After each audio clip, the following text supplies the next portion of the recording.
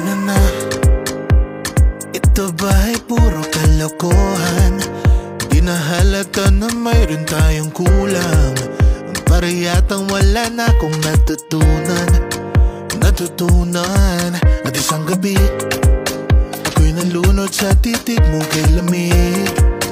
Kitang kita na tayo'y nasasabik sa pag-asang balang araw di na magkatabi. Mahirap pag-isipan, di na tayo magkikita. Maaari bang maulit ang pagmamahal? Hindi ko na makaya at di na maitago ang mga tunay kong